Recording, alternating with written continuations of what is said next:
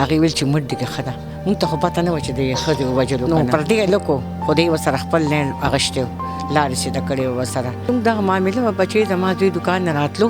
کور ته پیر و ټیر اخیستی و ښځې ته ټلیفون وکړو چې ما باندې ډزو شو ما ته کور کې سوال جواب وکړه هغې ویل چې مړ دې که ښه ده مونږ ته خو پته نه وه چې د ښځې ووژلو که نه مونږ ته دا پته اړوه نه په درېیمه څلورمه ورځ باندې موږ ته چې پته ولګېده د ښځې پکې منوس ده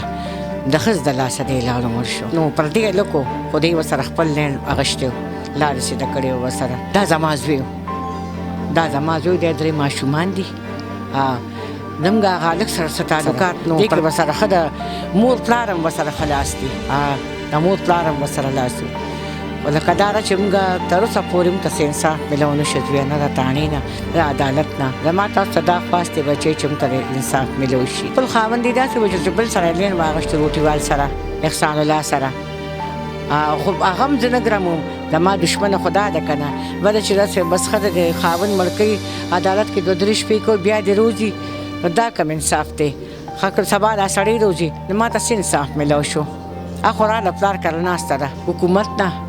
عدالت زما دا خواست دی تاسو ته هم زما دا خواست دی چې ما سره د انصاف وشي زما زوی دې وګټلی شي دا کسان دي دا دواړه ګیر شي چې ډېر ونیسي بس دا بیا واپس ګیره شي د هغه هونډه کې خوشحال هونډه کې د خپل پایو کار کولو د هغې نه پس بیا دې کچرو ته وړې منشي شو منشي ولګېد په دغه کې ښه خپله وکیلانو سره ښه پیسې ګټلې همدې له بیا ورکول دا بیا خوشحاله ساتله بلکې که تاسو وش جنګ جګړه دا خو د هر خاوند ښځې راځي کور کې شر غوبل خو په پیسو باندې شر غوبل نو خو به د دې به دا وه چې مال طلاق راکړ نو هغه به ویل ولې طلاق په څه خبر درکړم دې به همدغه ویلې